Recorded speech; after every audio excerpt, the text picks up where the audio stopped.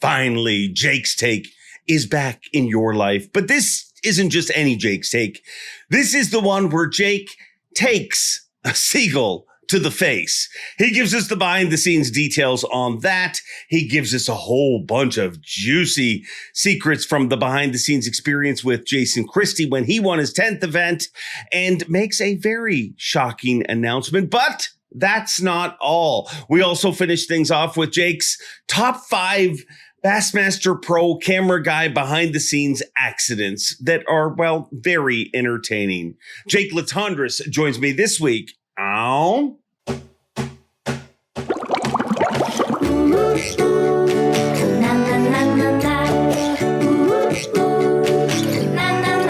I'm Bob Cobb from the Bassmaster. Welcome to Mercer.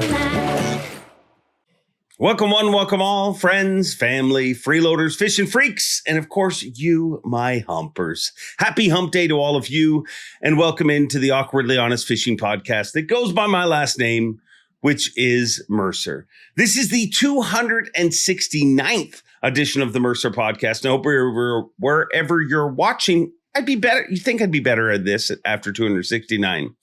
But let me repeat that. I hope wherever you're watching that life is treating you well. Speaking of that line, I kind of always open the show with the same opening. And I truly mean that, but it's wild. I heard from a longtime viewer, watches the podcast every single week. And they said, whenever I hear you say, I hope that life is treating you well, it has a different meaning. Because about a year ago, they had a tree fall on their house, and I believe over his bedroom and his daughter's bedroom. It fell at 3 p.m. They were in the living room, and thank God they are safe and listen to this show every single week. But if that had happened at 3 a.m., it would have been a very different outcome. And when he hears me say, I hope life is treating you well, kind of makes him think about that. So although it's kind of a line that I repeat, I really do hope that life is treating you all well. And I thank you for tuning in here to the 269th edition of the Mercer Podcast. And once again, I will say, after 269, you think that would all flow a little smoother. But maybe the reason it's not is because, well, this week is a big week. I mean, Wednesday is a big day in Canada. It is actually Canada Day, July 1st. It is the day where Canadians celebrate Canada becoming a country 159 years ago, I believe, if my math is correct. So, yeah, I hope you're having a wonderful and safe Canada Day. And then there's going to be a big party down south. Obviously, July 4th is always a big party, but this is the 250th July 4th. So congratulations, America. Let's come back here next week and let's hope everybody has all of their fingers, because they're gonna blow some fireworks off this week for sure. But I hope you all have a great long weekend. And it's a little awkward in Canada because it's Wednesday. I mean, you're just like, wow, it's today, we're off. But guess what? We'll be back at work tomorrow. It's a weird one, but in America, it falls on a perfect day, which is Saturday.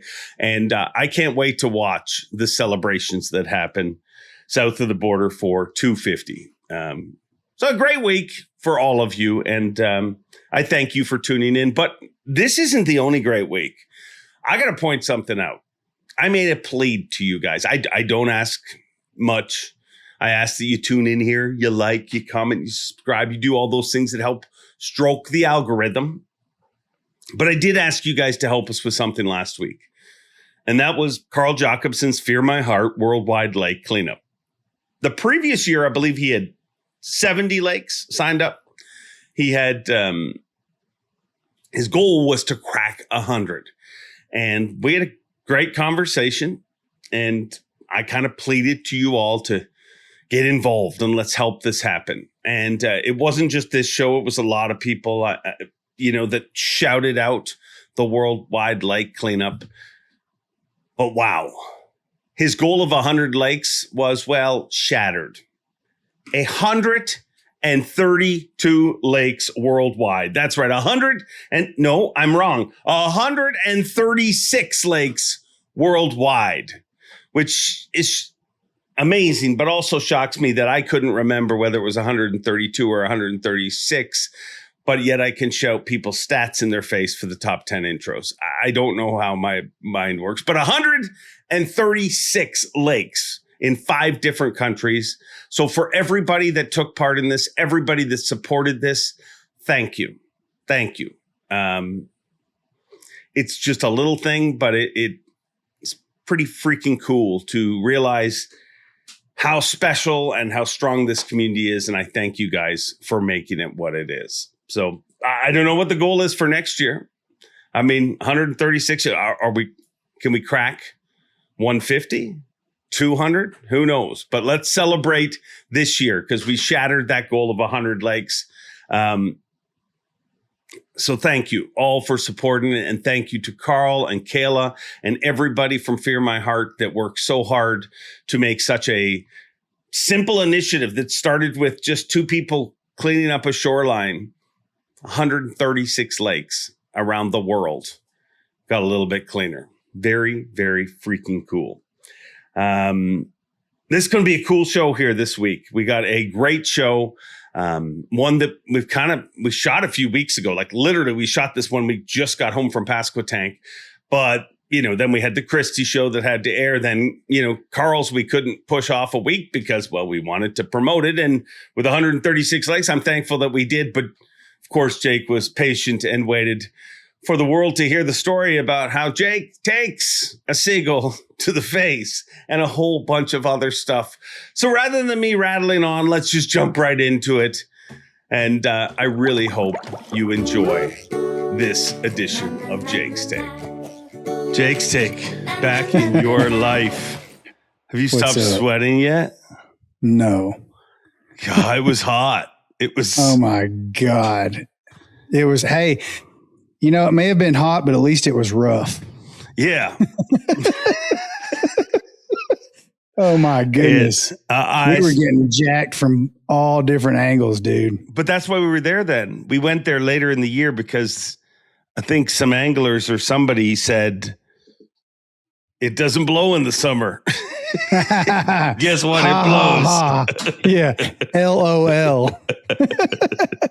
That was, it wasn't like extremely hot every day, but that one day was it Friday. It was just, even Jason Christie asked me, what's the hottest tournament you've ever filmed? And that was probably number 2, second only to the COVID classic at Ray Roberts. That was freaking hot. Oh yeah, that was yeah. That was hot. Hey, let's go to Texas in late June. Well, at least there was a reason. You know what I mean? True at least enough. It was like, wow, look, true enough. World shut down. Yeah, biggest. Yeah. Thank goodness we were working. Where could we do it? Texas. Yeah. Yeah. Come on exactly. Down. Exactly. No, it was a great time. Not for the people that were in the building that didn't have an air conditioner in the expo. They did not like it. Yeah. But no, I as a bulbous Canadian, I get to thinking I'm the only one that feels the heat. But when you hear people like Hamner said that's the hottest tournament he's ever competed in, like a bunch of different people mentioned that. So you start to like, I just think it's just me sweating. I mean, depending on where you were, I don't know how many people were out in the open, where it was a little bit cooler, or even in the shade. The shade seemed like it was about, I don't know, man, like 15 degrees cooler. Every time we pulled up in the shade, I would be like, oh, can we just pull down right here? Yeah. And just stay? Yeah. Can we go under a bridge? Don't you think there's fish under that bridge over there? Yeah. I'll tell you where the wind doesn't blow. On that freaking stage, no matter what direction the wind comes, it never blows on the stage. Yeah, they have it strategically for an outdoor stage. It's a perfect idea. And let's design it so the wind doesn't blow Dave's hat off. I mean, that stays on. But if it comes off, it comes off. Well, I feel like we should move on, Jake, because right now there's probably some dude listening to this that actually has a hard job in the sun. Yeah. It's like, screw your He's probably talking. digging a ditch right now in South Louisiana. It's going, F you guys. But you're back in the winner's circle. That's all I have to say about that. Bit of a drought. I mean, it was a drought. Well, it was actually more than a drought because I was starting to think that I was bad luck because there's been 3 tournaments this year that I had the lead guy going into the final day and they did not win. They had terrible days. So that was good. That was good. Even day one, I had Kyle Welcher, and I was with him for 3 straight days last year. And talk about an easy job. He's catching 8 and 10 pounders a mile from takeoff, and we never had to cross the sound. So that was really easy. But even Welcher had a terrible day the first day, and he came storming back into day 3. Did he not? Yeah. Had a big day 3. 27 pounds. Yeah, biggest bag of the tournament. Obviously, we had a 30 on the final day, which Hunter, that's a whole nother conversation, dude. Dude, that was 20 minutes of some of the best.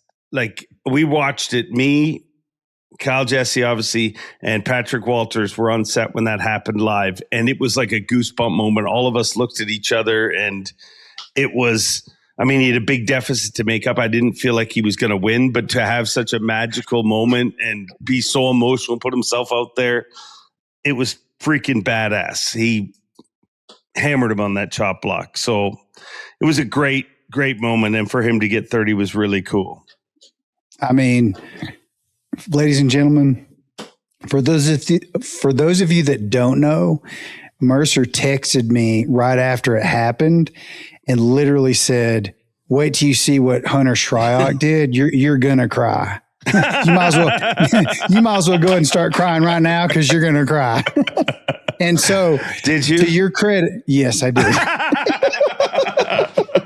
You know me, dog. I'll be crying over spilled milk. But that was unbelievable, and for it to happen to that guy, Hunter Shryock. I mean, I was actually thinking about this on the plane ride back Sunday night, how many good people there are on tour and how really just the camaraderie of it all with all the anglers. It's not just camera guy to angler or angler to, angler to angler. It's everybody involved. And I just, man, I don't know how much longer I can do this. I'm starting to age myself, and I've been doing this for 15 years. And I start thinking about all the good moments. Like, there's only been in 15 years, and I can't remember how many days or hours. I crunched the numbers one time, how many tournament days that I filmed over 15 years. It's a lot. It's a lot of time spent in a boat with a lot of different anglers. And while I would not want to get into the one incident I've had, because the angler and I totally made up for whatever happened, and it was completely my fault, and that was a long freaking time ago anyway. Podcast would get way better ratings if you would. Just saying. I know.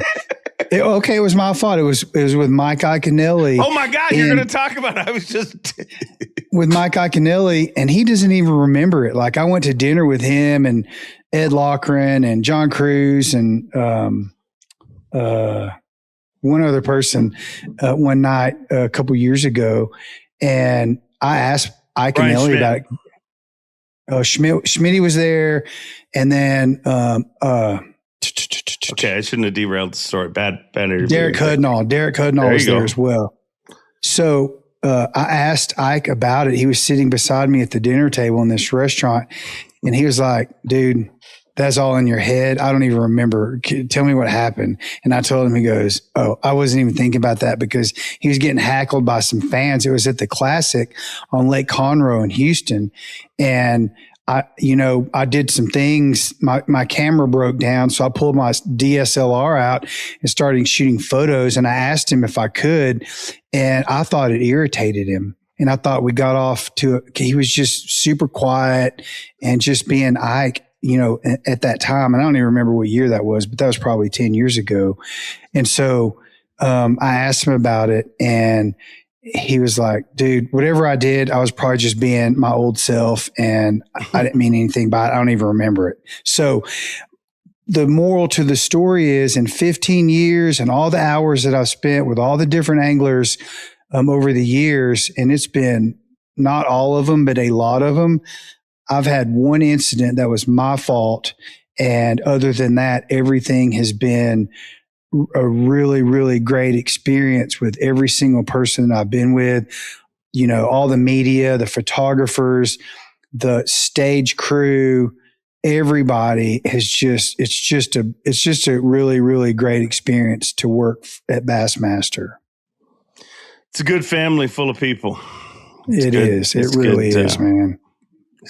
I mean, even your story, even your dispute with an angler, I didn't know what you were talking about when you got into that. We've talked about that before, but even that is such a Jake. Like, it's not really even I thought he was upset at me. Yeah. He didn't really have I've had people tell me, dude, you apologize for things that you didn't even do. And I think it's the Japanese culture, the way my mom raised me. You just think about things that you do. Yeah. I so sorry. See, I didn't do that. I did. That's we again. I can and I will. How would you do it?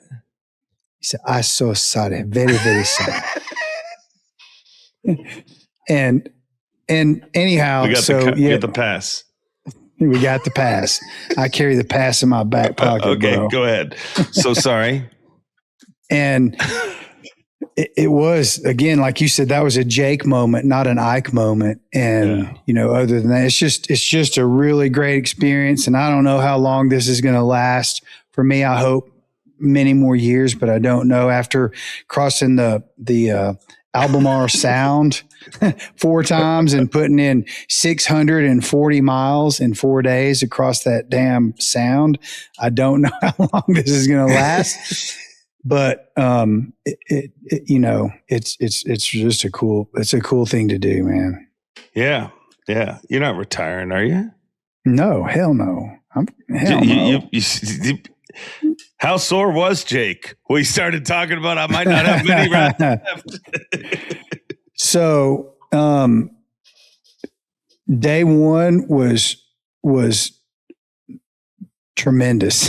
I mean, it was like, we talked about so many things with different anglers, pulling up next to people at the dock and at takeoff and standing in line. People were talking about how rough it is, how long the ride is, how hot it was, how much gas you burned, how much time you have to get back, all those things, and how the fish are doing. All those things, play a factor, and they're all in their own element in that kind of a tournament. And it adds to the drama, because you don't know, you could take you when it's glass out there, which it never is, but even when it's close to glass, it's still rough. Yeah. And even at that, when it's not terribly rough, they're running their boats wide open. So you're going anywhere from 65 to 75 miles an hour. And it's almost worse when it's not really rough, because they're trying to get from point A to point B, and they're pushing it. And it's like, dude, this is like riding across endless speed bumps for basically an hour and 15. The fastest you can get across there from the most common fishing locations back to the takeoff is an hour and 15 minutes. That's the quickest you can get back. And the longest it took us was like 2.5 hours. I think it took me and Welcher 2.5 hours to get from takeoff to his first fishing spot. And, we're doing 35 miles an hour in 3 and 4 footers.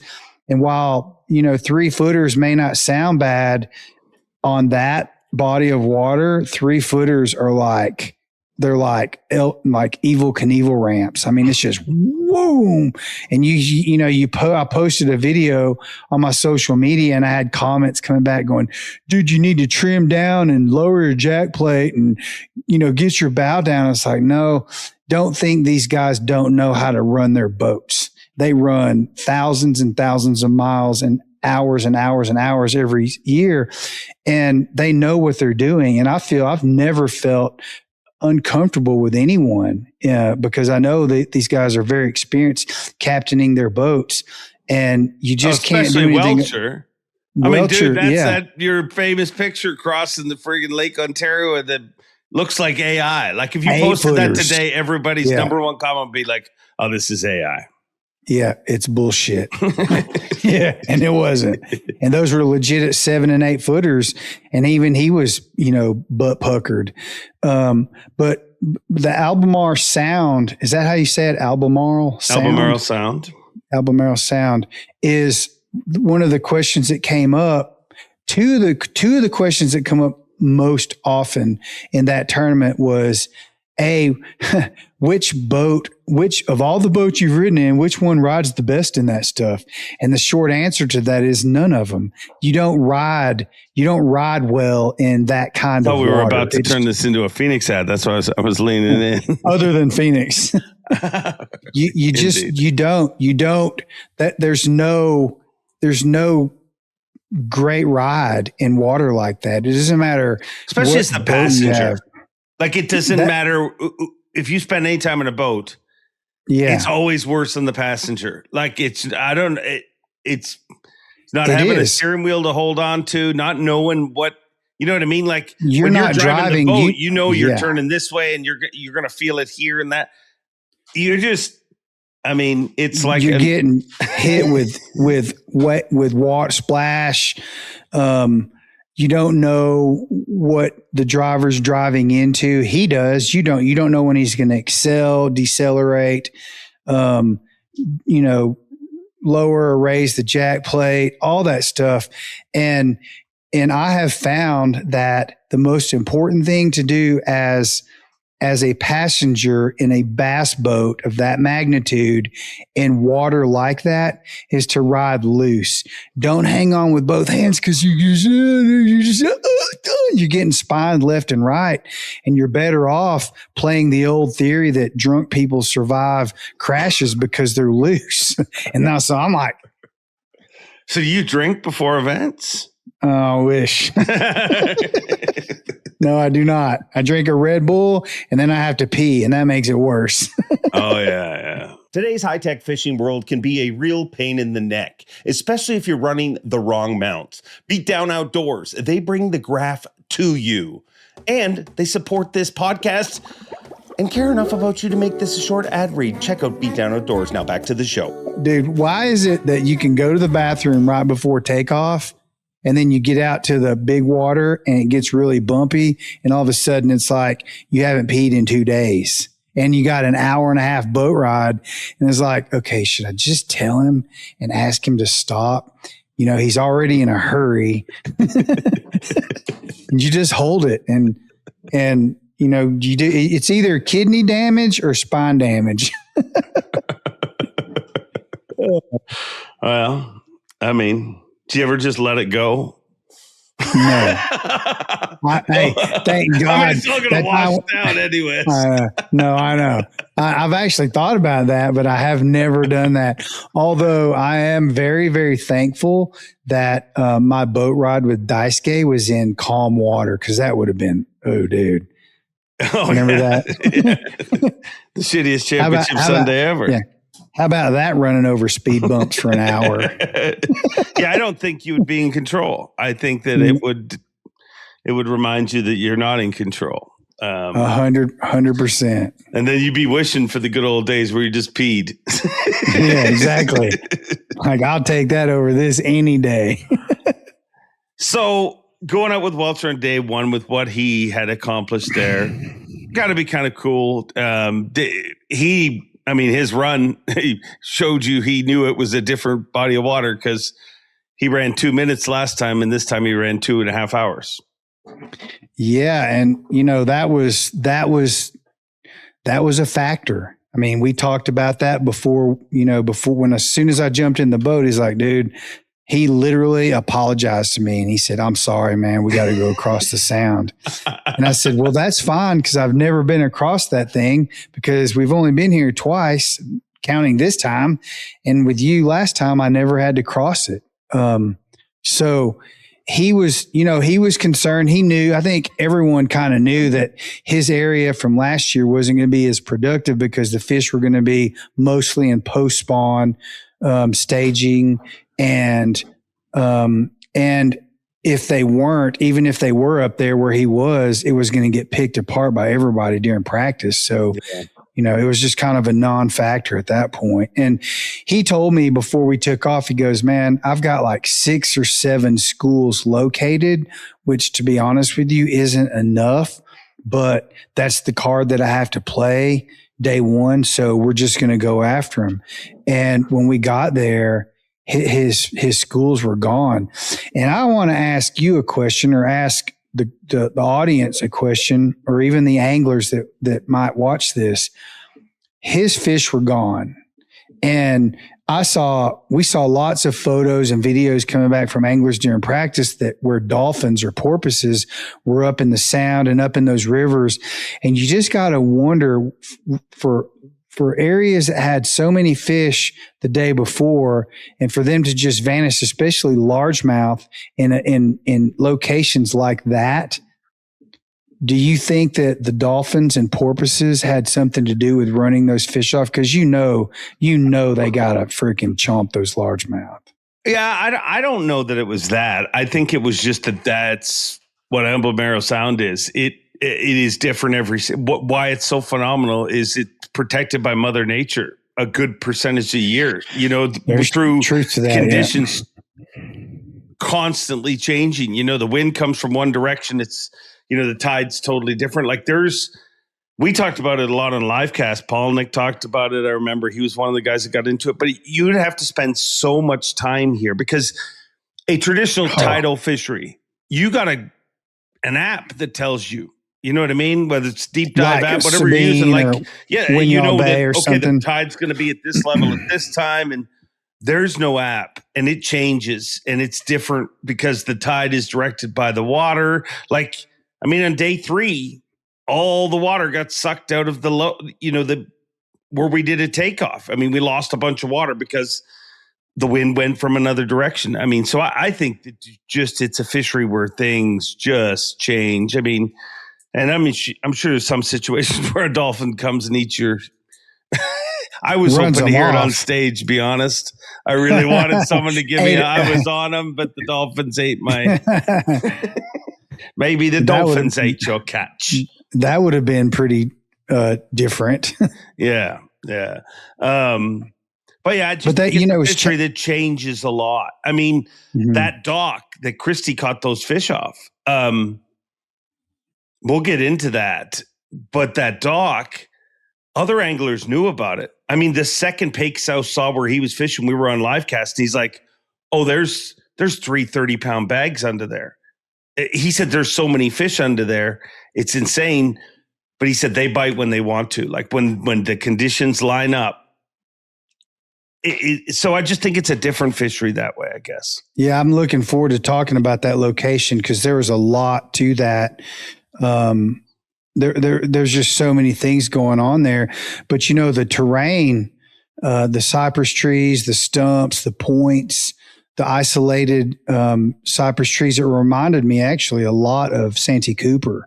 Yeah. But the changing elements was the difference. And I have to say that as long a ride as it is, and as hard as it is on your body, and as hot as it was, that is one of the coolest fisheries that I think that we've ever been to. And it's definitely one of the most interesting and unique places that I've ever filmed bass fishing in. That place is, I can't, I could probably wait a few weeks to go back at this point, but I'm looking forward to going back there one day. And I'm sure we'll be back. We had great crowds. The crowd, the people are so nice. Even the anglers out on the water when either Jason Christie or Kyle Welcher pulled up and there were locals in the area, they literally pulled their reeled their rods in and turned their trolling motors around and got out of the way and said, "Have at it." They were really cool people. Yeah. Yeah. I'm sure we'll be back. So before we get into Christie, anything else you want to hit on with Welcher? Welcher is so intelligent. I mean, I don't know how else to describe him. He's a very, very intelligent human being. He is as stoic as he looks. I've been in the boat with him several times. I filmed him win opens. I filmed him win Elite Series tournaments.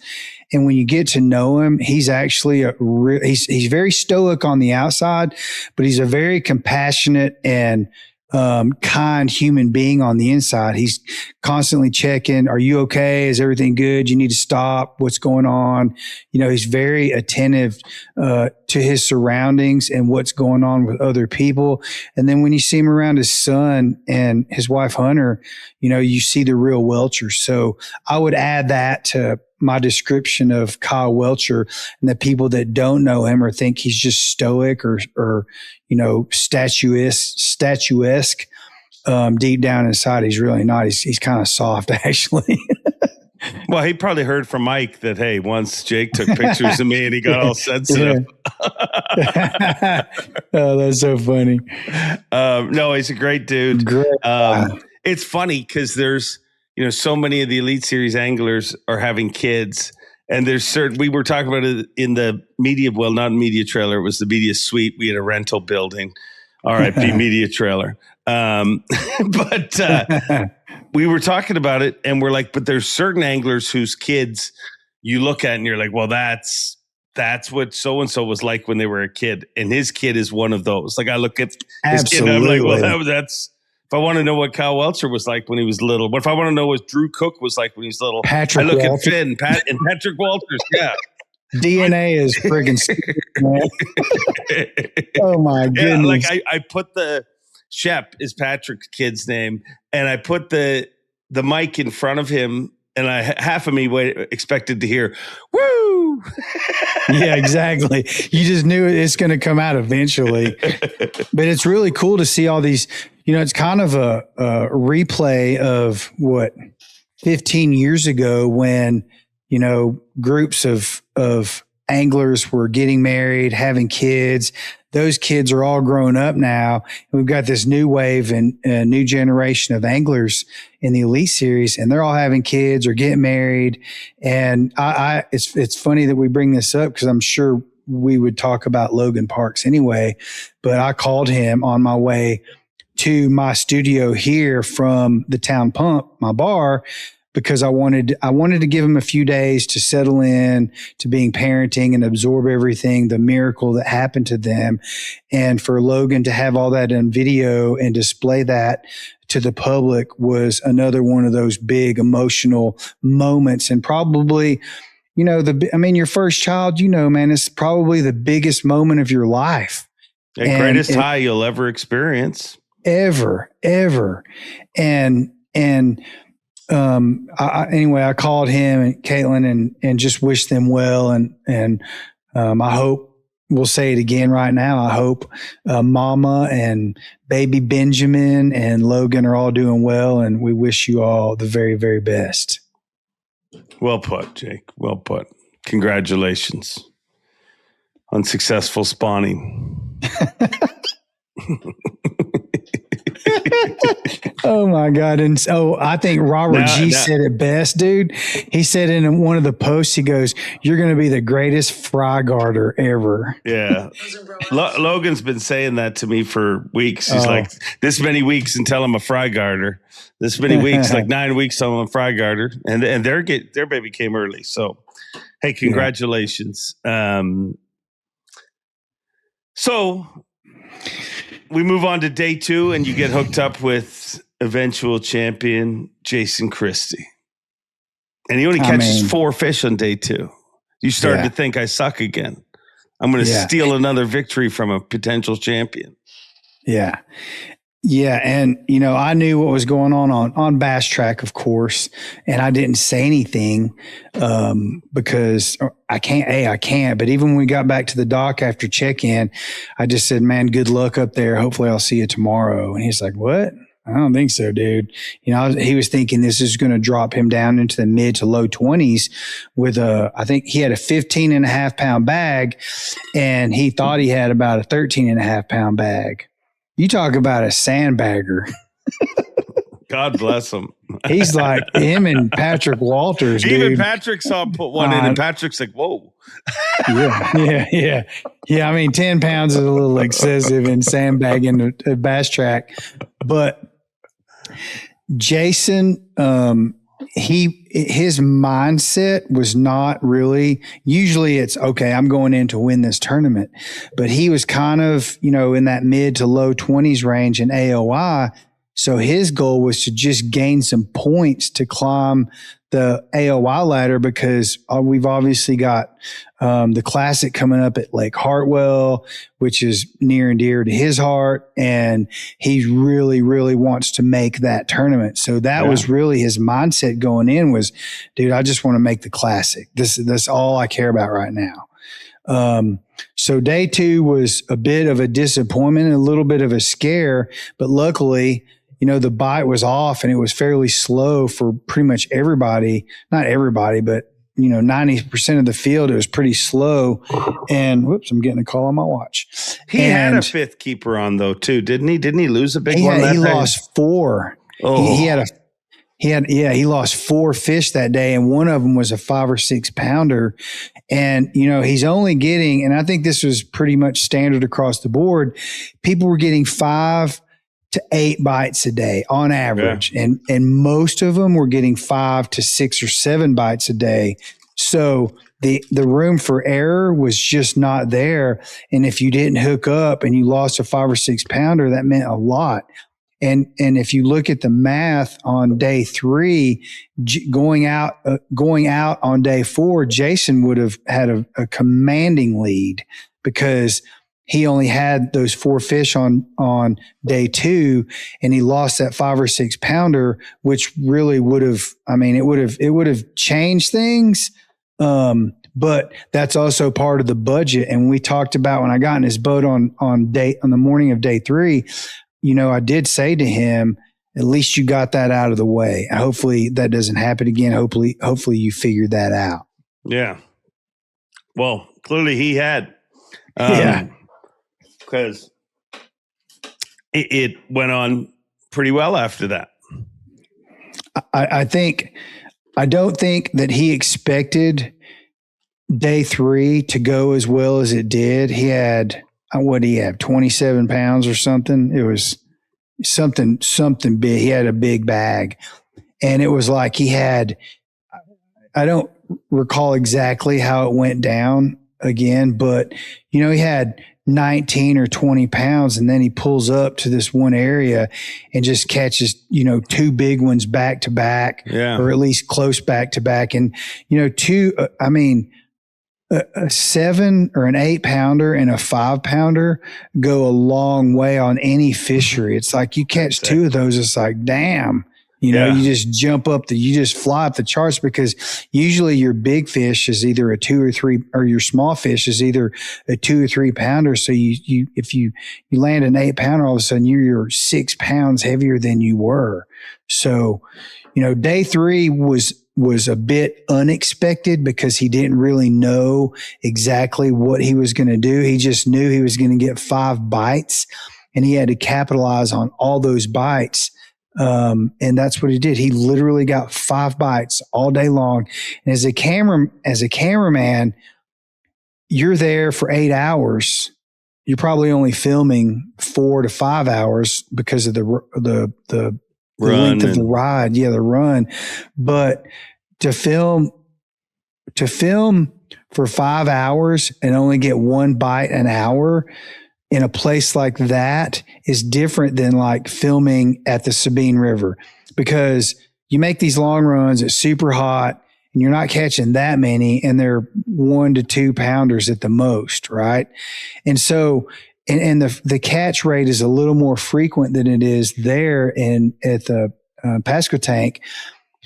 But every cast is like, there's a chance that every single cast you throw is going to be an 8 or 9 or 10 pounder. So as a camera guy, and I speak for all 10 of us, as a camera guy, you have to be on your game constantly, because if you miss one of those catches, you could miss like, a personal best or the winning fish or the fish that makes the difference in a pivotal moment. And so it's quite challenging to film on a body of water like that. Yeah. Hey, and when you mentioned camera guys, I want to say something because it stood out to me this week, and it's something I've known for a long time. But people look at the camera guys that do Bass Live and they're like, okay, well, they hold a camera and they make sure it's in focus. But you guys do so much more, like as far as like being producers on the water and everything. And I hear it all the time. You guys talking to anglers, you know what I mean? Like keeping some of them are easy to keep talking. Some of them aren't. And one of the moments this past week that stood out was during Hunter's deal.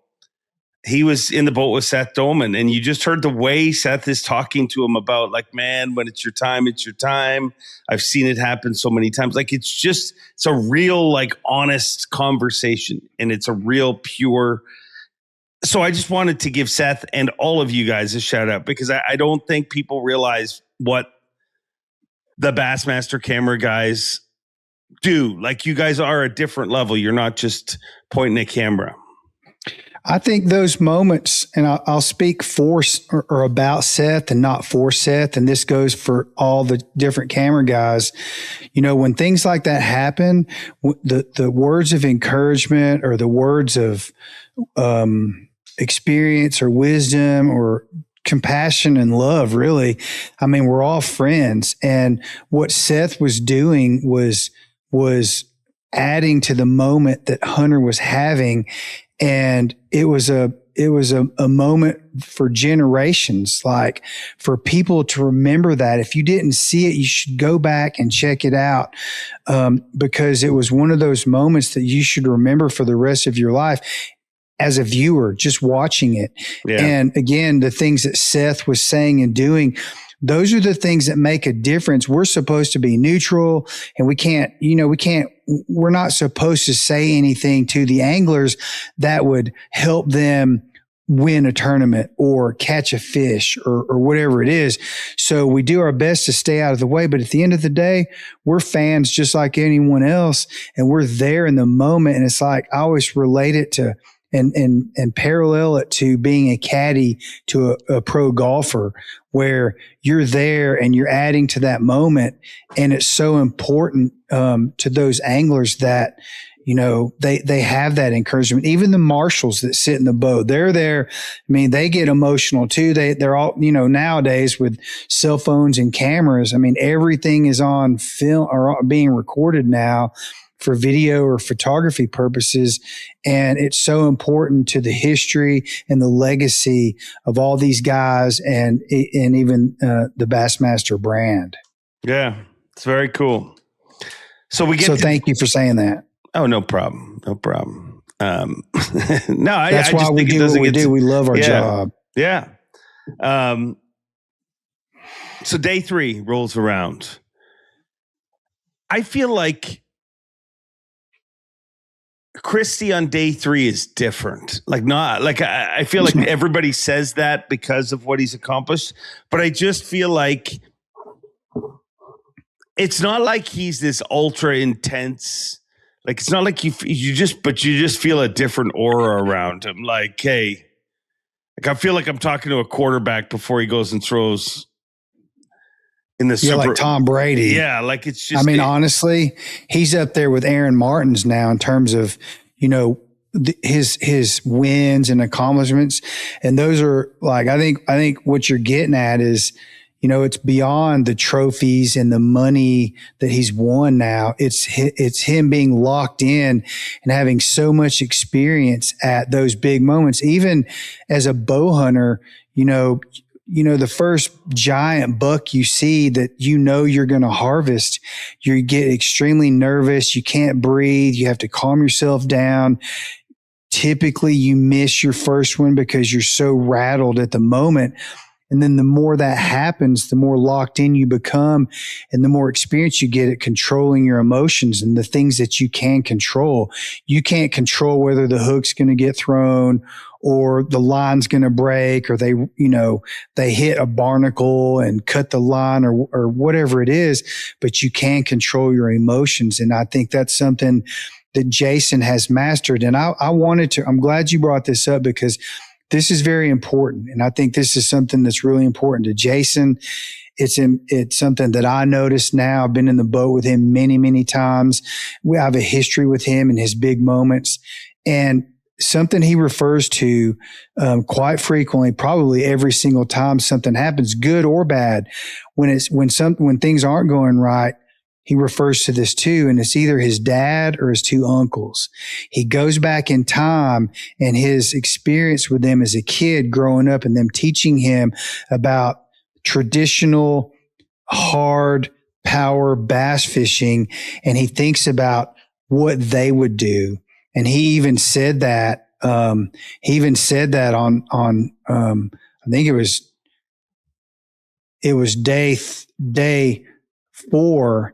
We came back at 11:30, and I remember on the boat ride back, he was, screaming because we're doing 67 miles an hour. And he goes, "My dad would kick my ass if he knew I stayed there that long."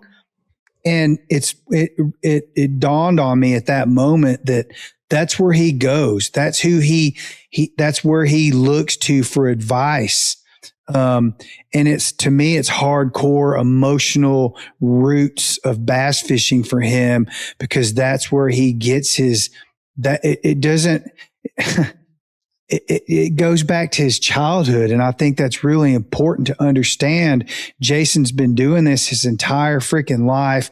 He had 3 gentlemen that graciously taught him how to bass fish on 10 Killer or Grand Lake or wherever it was in Oklahoma he was growing up. And that's his Rolodex. And what would my dad do? What would this uncle do? What would that uncle do in this moment? And those things make a huge difference in his career. Has he talked to you about that, or is that just something you've? No, he's every tournament. I think every single tournament, the Classic at Hartwell, at 10 Killer, at Grand Lake, and on Toledo Bend years ago. The first time I was ever with Jason was on Toledo Bend, and things weren't going that well. And of course, that was freaking 13 years ago, probably the first time I got in his boat. And I remember him talking about more at that time, his uncles, but he quite frequently brings his dad and his uncles up. And I just think it's, I think you could ask him right now how big of an impact that is for him. And I think he would tell you the same thing that I'm telling you. In fact, I don't feel right about talking about it because it's something that's personal and direct to Jason's history and career and personal archives. So, if when you get him on here, ask him about it because I think it plays a huge role in his big moments in time. Yeah. Yeah. Well, I also think it's super healthy. Like I feel like super healthy. You should always go back to your, you know what I mean? Like that's, and remember, he was also a coach. Like, so you have to, yes. That's what I mean. He's different on Sunday. When you see him on Sunday, it's not like you're like, whoa, there's chills it's just like, I think, number one, he's been there so many times. So it's going to be less of an awe factor. There is none of that. You know what I mean? He just knows that, hey, I'm going to do my job and it's an important day to get it done. And it just feels like he's just more precise and more. I mean, he's seen both sides of it too. He's also been through where it hasn't worked out. He knows and he knows when you get out of your lane, what happens. And you know what I mean? Like if you look at his victory, when he ran back, he even made a few comments on live. You know what I mean? Maybe we ran back too soon. Maybe it was a very calculated and precision move. It wasn't, you know what I mean? There was really no drama or glory in it. Like, I'm going to stay super late and push it. He just did it was like a smart, coached out, calculated move. And he just seems to be perfect at making those moves right now. Avco not only makes incredible outdoor clothing, but they care about anglers with their 10% pledge. Avco and the Shed family donate at least 10% of the company's profits to conservation and making fishing better. Now back to the show. Yeah, he doesn't get rattled. Even so, I've seen two people lose big fish that were pivotal. One was on film, and the other was I was live with Jason. But KVD lost a 7-pounder one time at the boat, and it popped off. It just came unbuttoned. It was a crank. He was cranking, and it just bing came off, and he literally didn't even act like anything happened. Like nothing happened. He grabbed his rod. He just walked back up to his trolling motor because he was down at the passenger seat about to land it. And he just starts casting again. The only other time I've ever seen that, like that, nonchalantly, calmly, collectively, don't let that bother me moment was on day 2 when Jason missed that 5 or 6 pounder. The bites were so far. That was probably the least amount of bites in the longest stretches of time of all 4 days at the Pasquotank this year. And when he lost, he knew he went up to this log. He was catching him in the cypress knees and up against the big wide based cypresses. And those fish were holding up tight to the flats of those root systems. Right. This one, they weren't there. They just weren't there in the spots that he was getting the most frequent bites in. So he pulls up to this flat log that was at a 45 in the water, almost knowing there was a fish under it. And he throws his quike under there, gives it a couple of twitches, and the fish comes out. He hooks up, and it's this big moment. Right. And I think he cranks 2 or 3 times down on the fish. Bing. The quike comes flying out, and he literally didn't even flinch. He just walks back up to his trolling motor and just starts fishing again. And I never said a word until maybe it was either later that day or the next morning. I said, "That was impressive, Jason.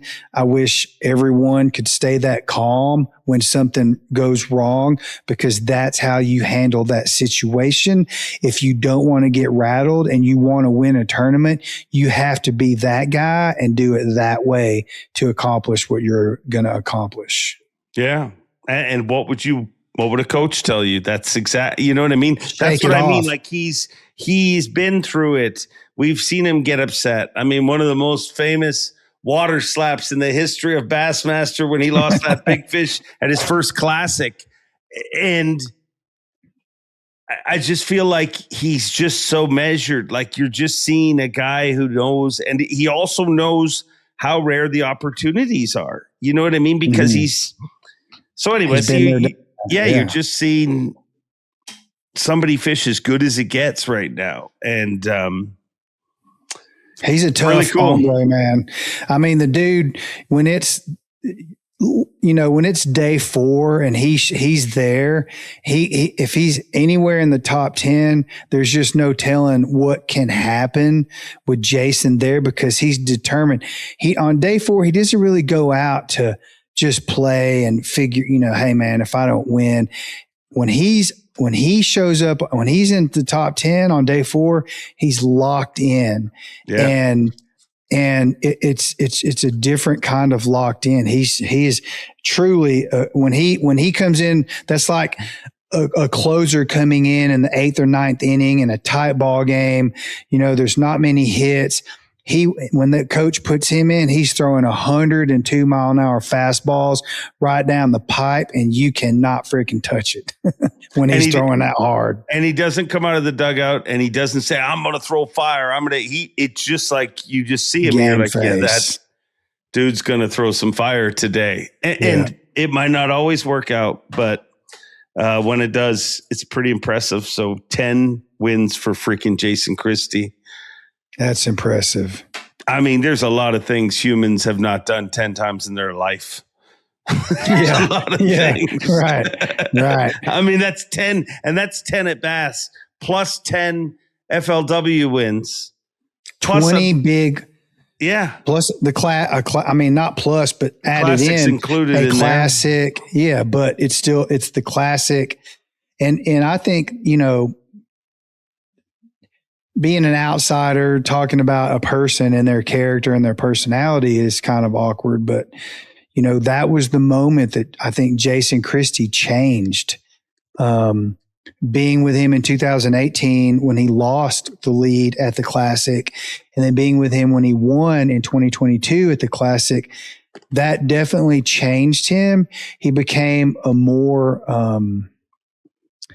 probably, I don't know what word would you use to describe it? He's more laid back. He handles situations better. That was a huge pivotal point in his career. He's more prepared for everything. Like to me, it's like, I think that Classic proves something. Like, dude, he did that last minute hour long drill how many times in the off season? Yeah. And then ends up finding himself in that exact same situation to win the Classic. So when you do that, when you've spent that amount of time laser focused on the tasks, not focused on the goal, not focused on holding the trophy, focused on the tasks that it takes to get to that goal. Mm-hmm. That's what he is now. You know what I mean? Mm-hmm. Like he doesn't. Exactly. It applies in everything that he's doing now. Yeah. It's the same thing. It's exactly right. It's not about it's about what I did wrong, and I'm not going to do that again. And I'm going to stay locked in and just keep fishing till the very last moment. And that's something a lot of anglers, talk about. You no matter where you sit, how you're doing, you always think someone else out there is sacking up a humongous bag and they could catch you from 6 pounds back, whoever it is. I mean, Hunter Shryock, what did he? Jason won by 4 or 5 pounds. No, Jason won handily, but he had a 10-pound deficit to make up Hunter. But that's also what stood out to me in the afternoon. Christie still with 26 pounds in the boat, still didn't feel like he had enough, and that doesn't come from thinking about it. Mm-hmm. That comes from not having enough. The emotionless, that doesn't come just from he made a decision. You know what that comes from? And he's never admitted this to me. But I honestly believe I'll go out and say, and he'll tell me if I'm wrong, because he will tell you if you're wrong. He will.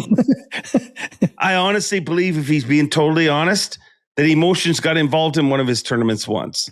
And it was when he was leading the Bassmaster Classic, and a guy yelled to him and said, Edwin has 25 pounds. And that emotionally affected him. So he learned through that. You know what I mean? Like, if you take all of these experiences we've seen Jason Christie go through, what he is today is because of what he went through, which you hear 100%. In every motivational quote. But I just feel like it's so easy to see right in front of your eyes right now. I agree 100%. I mean, it's funny. I was just talking to a friend, actually, can I say this?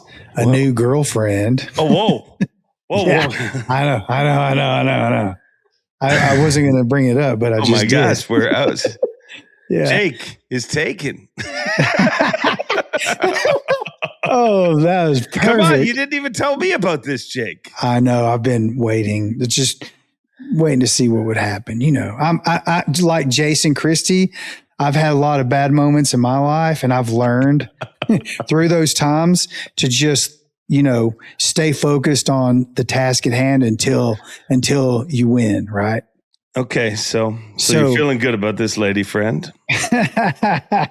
Let's do a 180 here, bro. Well, you brought it up. She's cool. She's cool. She's way cool. Yeah. Her name's Natalie. All right. Yeah. It's a weird place to be learning about Natalie, but it is. if you never thought this stuff was real, hey, Natalie, look forward to meeting you. Well, there you go. Well, Natalie and I were talking about this kind of concept. That's why I brought her up, where you are who you are at a given moment when something big happens because of all the experiences that you've had prior to that taught you to become that. Right. I mean, that's what it is. It's uniquely interesting that you and I were talking about that. And I was just talking about that with Natalie. So, yeah. And, you know, I think going into day 4, Jason was so locked in. I mean, even with me in the boat, and I'm not saying I'm special or anything, but I do have history with him and we're really good friends. He was so focused, no matter what I said, it was almost like it just bounced off his head. Speaking of which. Don't worry. I'm not going to let this end without. I know. I'm looking at the clock, dude. We're almost at an hour. Okay. So I don't know how long the story is, but no. So congratulations. You're well-oiled. You are the freaking box maker. And I'm talking about Jason Christie, not you and Natalie, you weirdo. Congratulations to you and Natalie. But Jason Christie is the freaking box maker. He lived up to all the hype, sealed the deal for win number 10 at Bass. Unbelievable. Puts him in. He's one of the all-time greats. Like literally, you 20 wins, tour level wins is. I mean, Kevin Van Dam had 25 Bassmaster wins, 4 MLF wins, an FLW Angler of the Year. You know what I mean? Like he's the greatest ever. But I mean, Christie, that's the greatest ever. I mean, that putting him in some rare air to have 20 wins. Dude. That's freaking phenomenal. Yeah. That's why I say I think he's up there with Aaron Martins. Yeah, yeah. So, but that's we got to talk all. about the dock. But we got to talk about the dock. God. Okay, dude, so let's get it. So the dock was phenomenal. Tell me your story about the dock. So the dock, Jason talked about. First of all, he fished the dock on day 3 and he caught a 9.8, and he told me that when he caught the big one, David Mullins actually texted me on the boat while I'm like literally seconds or moments after Jason landed that 9. We thought it was a 10. It was so freaking long.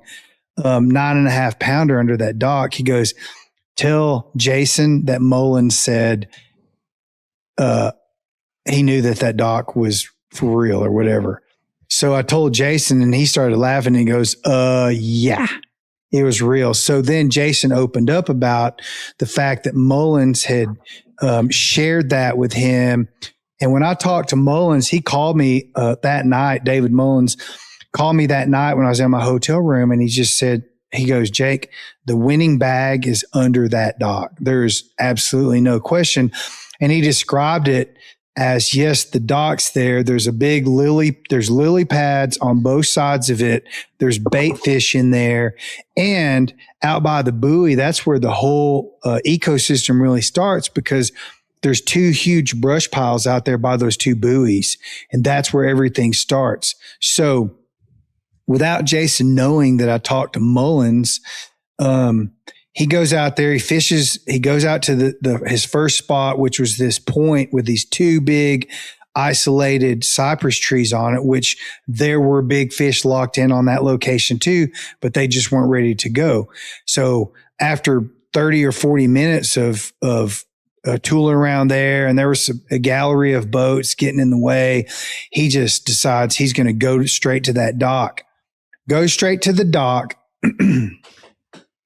goes around to the same side where he caught the 9.5 pounder on the day before. And this is day 4 now. Throws that Quique in there, first cast, boom.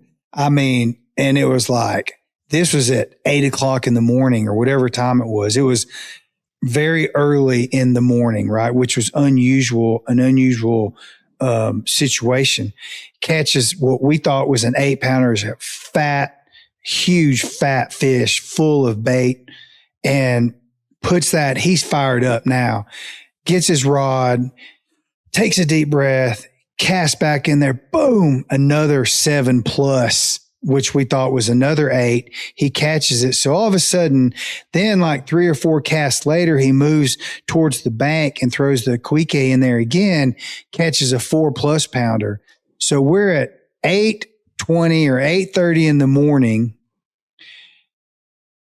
on a fishery where you're supposed to, in a situation where you're supposed to get 1 bite per hour, 80 miles from the ramp, knowing the wind's going to blow, and he's basically at 17 or 18 pounds with 3 fish in the boat on day 4. Right? Yeah. And he's got the lead. And so he's really set. His program was, okay, now we can calm down and just go fishing. Right. And then he goes back out to the brush piles by the buoy, and there's a guy that was fishing there, and he asked the guy, do you mind if I pull up here and fish beside you? And he was a local, and he said, no, go away. He had a kid in the boat with him. He turns his trolling motor around, gets out of the way, and Jason's like live scoping in this point. And the whole time he's never really live scoping fish that he's catching. He's literally just live scoping his target so he knows where the underwater structure is. And he throws his spook over the top of it because there's bait fish over the tops of these brush piles. Bless you. Well, thank you. And boom, he catches another 4-pounder, and boom, he catches another 3-pounder. So it's 9:30 in the morning. He's got 5 fish in the boat. What we think is, Bass Track said 20 or almost 21 pounds, but we're figuring he had 25 to 27 pounds at that point. And what is he thinking? He's like, that's not enough. He's literally thinking to himself, what if someone catches 45 pounds? Yeah. I mean, literally thinking like worst case scenario. And that's when, he's fishing around and the bite kind of dwindled. And that's when he started thinking about his dad. What would, dad would tell me to go back. I've got 25+ pounds now. Go back and be safe. You're way better off to be back in the Pasquotank River, close to weigh in or check in, than you are 80 miles away if the wind ends up picking up and blowing like you've never seen it before, which could happen out there. He thought, we're just going to go back. So we went back, and he never caught another fish the rest of the day. Didn't need to. But again, those thinking people will catch 45 pounds, guess what? Edwin caught 25 on the final day of that event, which was maybe like catching 45 on the body of water we were on. That is all, but that's what we're seeing. We're seeing somebody who has been tested at all those levels, and they're just at the top of their game. He's a scary cat. Like next year, Bassmaster Classic at Hartwell. He's a scary man. He actually texted me this morning, and we talked about that through text. I'm like, let's do it again at Hartwell, man. You're in now. Let's go. And he's like, oh yeah, I'm going to be fired up for that one. And what if that would have been Drew Cook that caught what Hunter Shryock caught, or Fisher Anaya? I mean, anything could have happened. Yeah, I mean, what if Fisher Anaya caught 3 fish on day 1? What if he caught a limit crazy. So lots of crazy things happened this week. And this is also, I think it was day 2. Jake takes a seagull to the forehead. First of all, I called you right away to see if you were okay. I did. You did. I mean, seagull. You did. But then as soon as I found out you were okay, I started making fun of you. So the story goes, I've got my AirPods in, I've got my hood up, my face mask over my earpods because the freaking air noise is just so loud. Yeah. And I'm listening to the Tupac going back to takeoff.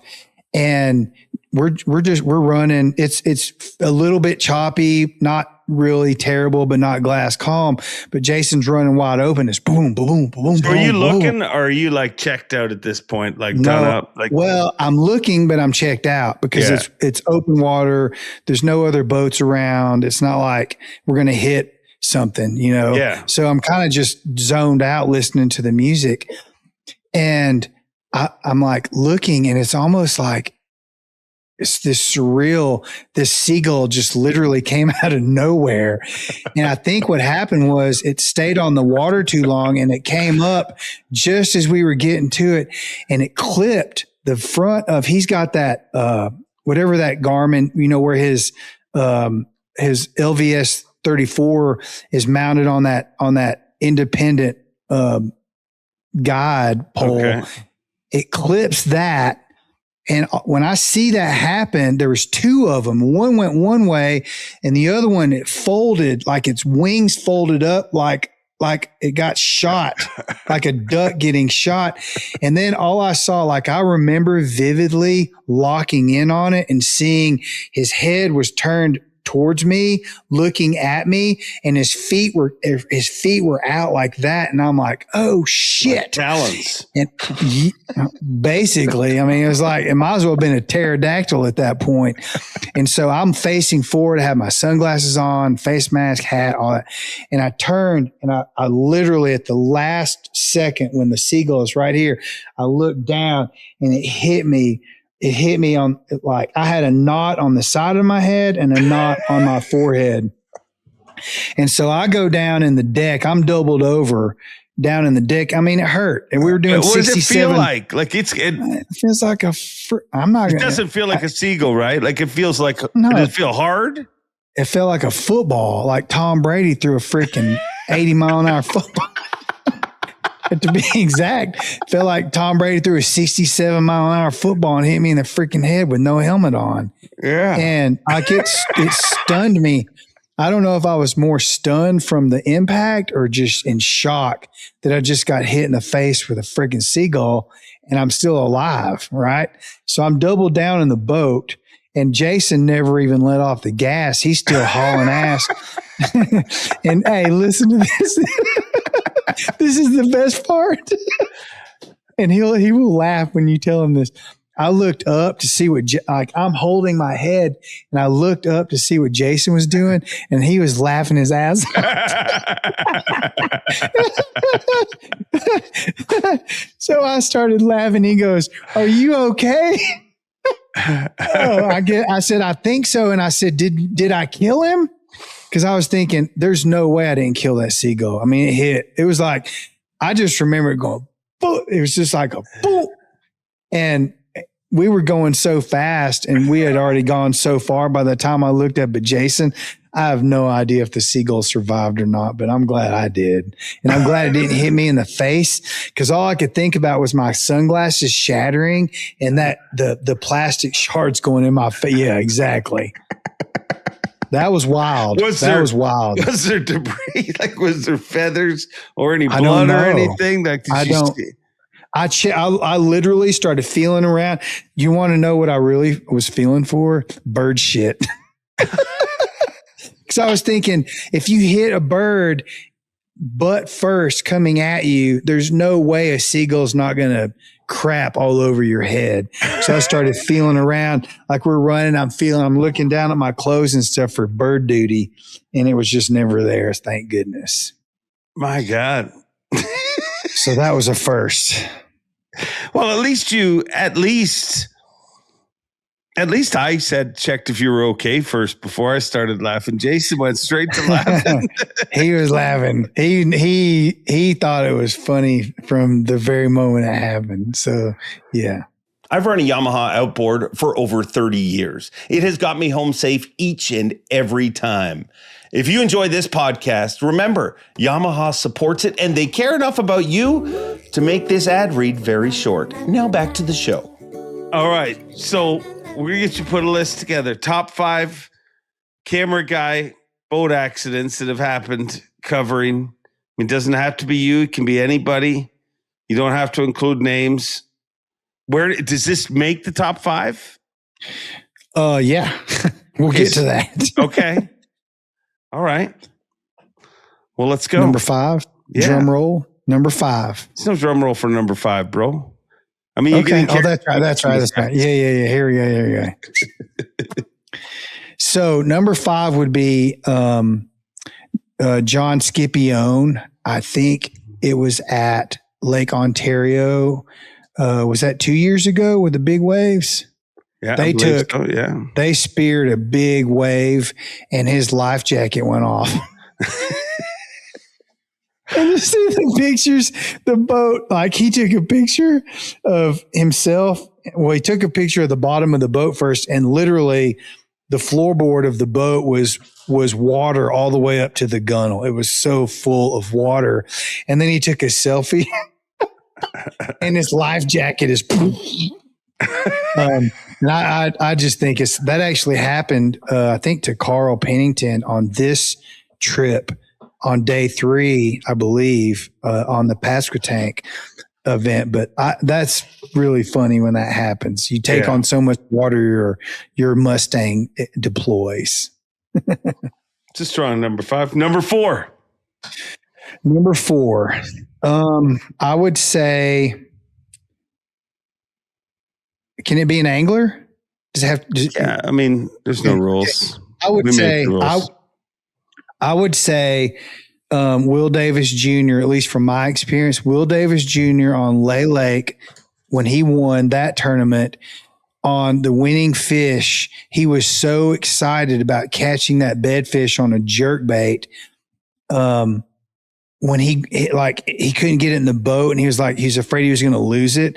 And he just grabs the fish, and it literally like pinned 2 of his fingers together with treble hooks.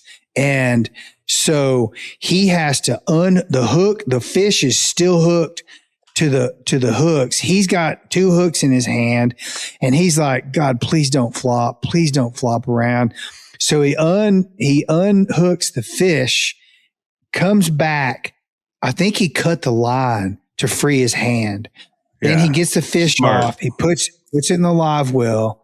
And then he's like, now what do I do? Well, he goes, have you ever done the braided line trick? And I go, yeah, I've watched it on YouTube. I've never actually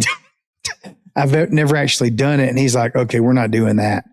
So he gets one hook out I think he had some pliers. He gets one hook out. The rip.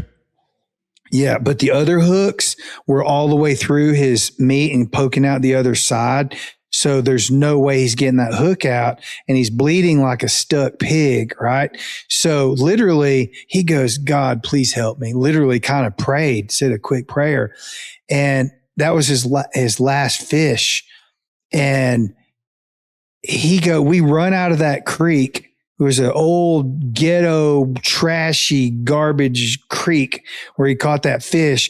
And he goes out to the mouth of the creek where the main lake was. And there's a guy, just some random dude sitting out there in his boat. And he goes, hey, man, do you have any wire cutters? And he goes, yeah, I do. And he pulls up to the other boat, and he throws these rusty wire snips into Will's boat, and he literally cuts both ends off the hook and pulls it out, and we're done. But that was a pretty wild experience, and he ends up winning that tournament on that fish. So he would tell you that the whole experience was worth it. Yeah, yeah. You don't want to be connected to a fish and have the fish still connected. It's not. I saw a guy, I think it was maybe at a Muskie Canada's booth, but it's like a Muskie club in Canada. But I remember when I was a kid, and he had a scar. Like that was, you know, when you see people with scars, you're like, oh my, that was gruesome. Whatever happened to you? Yeah. So his forearm had this scar that went back and forth. And basically what it was, he grabbed a muskie who had a big stick bait. Muskie's head turns, hooks him. And then his immediate reaction was to let go of the muskie, and the muskie flapped and ripped his skin to oh man. Oh man. That's awful. Awful. Number 3. Number 3. There's going to be the top 3 are going to be really close in drama. But I'm going to say number 3 didn't happen to me, but it's super, super scary. It was at Harris Chain or St. John's River in Florida. Some of the camera guys decided to go out. I think it was an off day. They went out fishing before the tournament started on a different lake. And Seth Doman was sitting in the passenger seat. And I think it was in Brian Evie's boat. And Brandon Feen was on the back deck, back casting a freaking jerkbait. And Seth Doman's just sitting there minding his own business. And this jerkbait comes down that Brandon Feen was casting, and it catches him in the nose. Literally, he had to go to the hospital to get it removed. It was nasty. Dude, can you imagine? Like some of these we have pictures of. We need to take the time and include the pictures. But yes, we have a picture of this. You won't ever. That picture does 1,000 words type thing. Like, oh my God, you see it, you're like, yeah. I mean, and the thought of it missing his nose and catching an eye or somewhere else in his face just gives me the cringe. I mean, these are top 5. These are world class, but angling accidents, right? That was awful. And Seth, to his credit, he went to the hospital, emergency room, got it removed, and it actually hardly bled and didn't get infected. It just kind of went away and didn't leave a big scar or anything. So yeah. Yeah.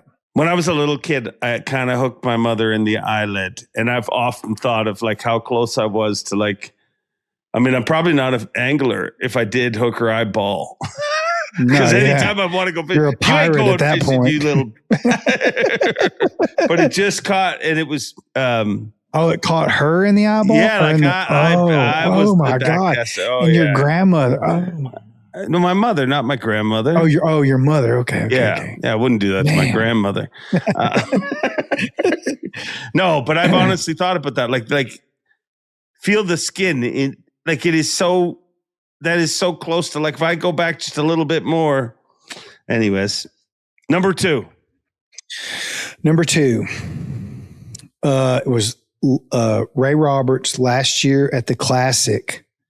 Lee Livesey pulls up to this beaver dam or this pond, this beaver pond that's landlocked in, and he ramps up on this ledge where he can set his boat and literally like the longest bomb cast I've ever seen. And it was with a giant buzzbait, a pink buzzbait at that.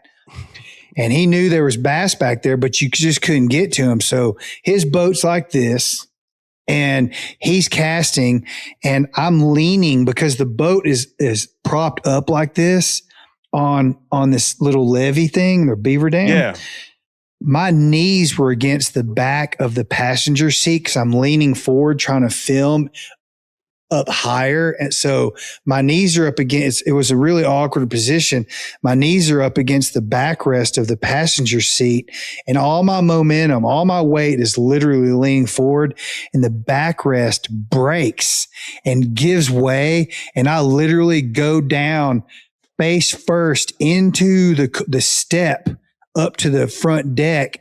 And luckily, like my camera's here, I just fell to the side, and I literally fell on the camera, and the battery flew off and the camera fell apart. And it was, honestly, I'm lucky that camera probably saved a serious injury, because I hit the corner of the step going, whether it's a garbage bin or an ice chest or whatever it is right there on that step, I hit the corner when I went down. So that's my number 2.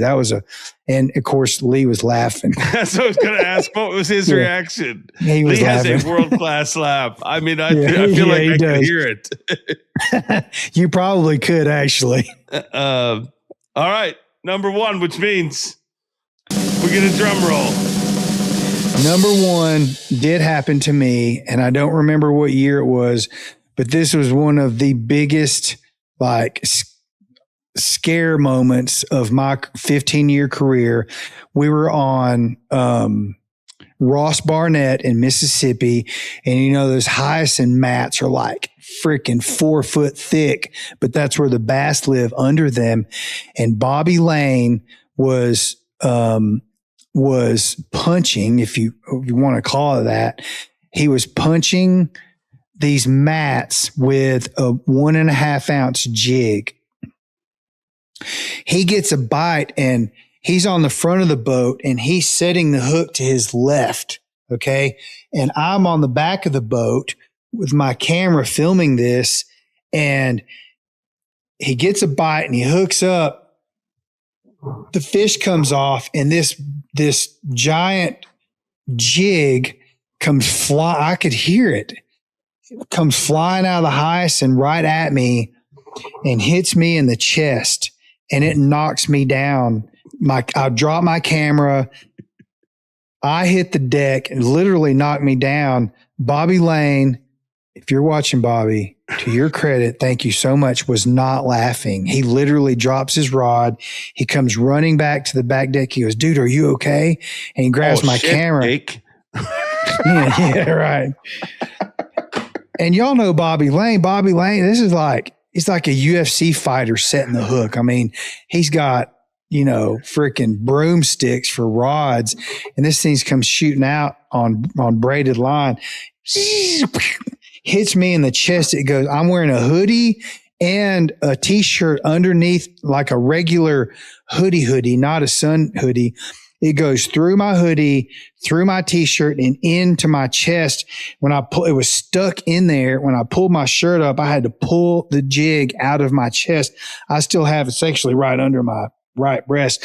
I still have a raised scar where it looks like someone put a cigar out on my chest from that moment. Oh, see, you're laughing again. You think that's funny. Oh, people would pay big bucks for such an experience. I mean, dude, I almost quit.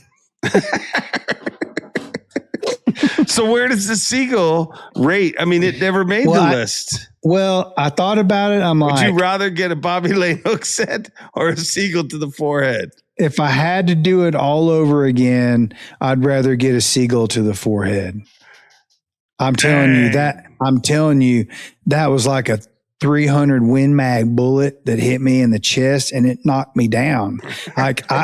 You don't think that could happen, but it did, and it freaking hurt, and I've got a scar to prove it. And so when I run my camera, the eyepiece has a slider on it, and Wes Miller taught me this. And it was that when I got back to the trailer, like you saw when that jig came back, it was coming at the lens. It hit me, it looked like it was coming like a bullet, like in the Matrix coming at you, or in the Terminator or something. So we get back to the trailer. Yeah, the Matrix. There you go. And and Wes goes, well, the reason I film out of my left eye is I slide that bar all the way across to my left eye. That way, if something does happen, because he's been hitting the lens of the camera before, then at least you have something blocking your eyes. So ever since that moment, that was like 10 years ago, maybe not that, maybe, yeah, I bet it was 10 years ago now. And so I think that was probably the scariest moment I've had as a Bassmaster cameraman. I hit one of Wes's lenses once on a Zona shoot. You did? Yeah. Really? We had just started. We were fishing down in Ticonderoga. Zona just caught a good one. Second later, I get it eat, or what I thought, who knows what I got. But anyways, I did one of those. Bait comes flying back.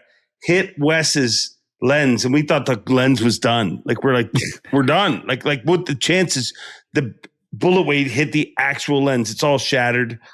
And then we thought the shoot was done. We don't have extra cameras. And then he realized he's polarizing. He had a filter on there, polarizer filter on there. So he takes that off, and the lens is fine for that day forward. Anytime we're shooting, we always make sure we have some kind of filter on, because that might happen.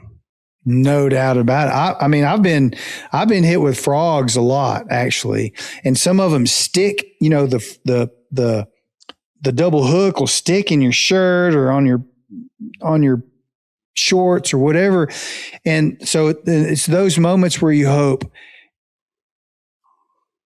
you're like, okay, hey, don't jerk, don't, you panic because you're like, okay, I'm not hurt because it was a frog. But at the same time, if they think they're snagged on a limb or something and they're trying to pull it off, it's like, no, that's me. So yeah, there are dangers to being a Bassmaster cameraman. Yeah. You ever take it in the junk? I have once actually, and thank God it was with a frog. I think it was on Chickamauga with Lee Livesey when he won that tournament. Somebody hit me 3 times one day with a frog. God, who was that?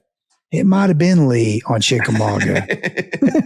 After the first one, he's doing it on purpose.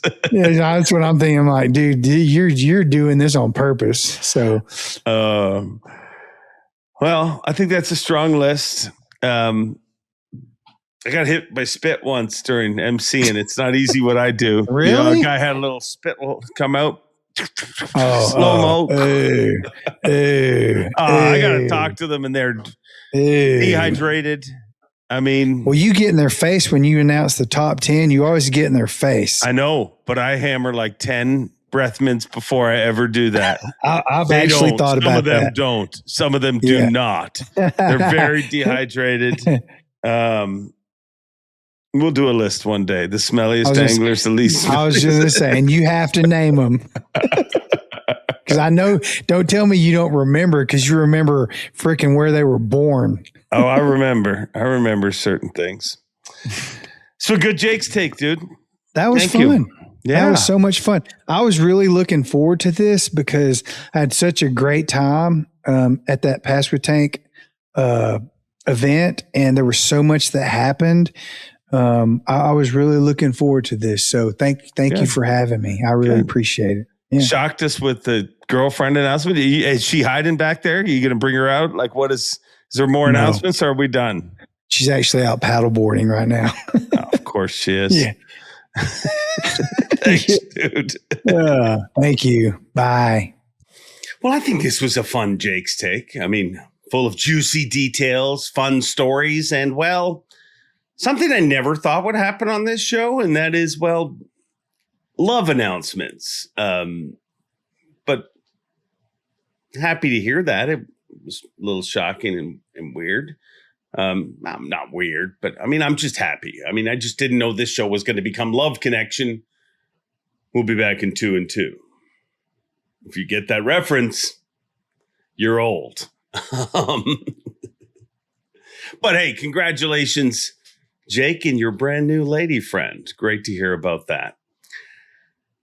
Unfortunately, this past week was not all good news. The bass fishing world lost a great man, Harold Allen, affectionately known as the Legend, a member of the Bass Fishing Hall of Fame, a founding member of the Hemp Hill Gang, and just a great human being. I mean, every time I ever saw Harold Allen, it was always greeted with a smile, a loud, laugh. He was just a great, amazing man. And the world's a little darker without Harold as part of it, but I am thankful to have called him a friend, to be a guy that I would run into in a tackle shop, and we would run across the floor to greet each other. He's just an amazing, amazing man, and he will be missed. So our thoughts and prayers go out to his family and everybody that's dealing with that devastating loss. I hope you all have a great week. Once again, be safe. When you're letting off those fireworks, be safe. I mean, it's a fun holiday, but it's not worth losing a digit over. I always have a hard time recovering from announcements like that I just made.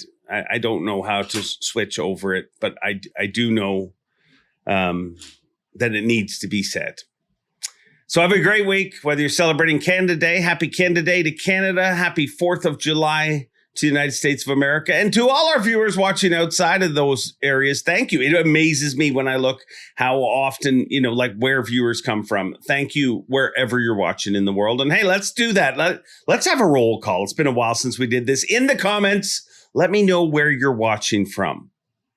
If it's from the States, let us know the state, city, province, city. If you're outside of that zone, let us know what country you're watching from. Let's do a roll call in the comments because it helps stroke the algorithm. I will remind you, everybody is fighting a battle. Just because you can't see it doesn't mean it's not happening. Humpers, go out in the world and be kind. Hold a door open for somebody. Do a little something every single day to make people's life a little bit better. And hey, reach out to your friends because you never know what's going on. Have a great week. Enjoy being. And as always, Bob Cobb, take it away. Thanks for watching. Please like, comment, and subscribe because Bob Cobb of the Bassmasters told you to. You hear?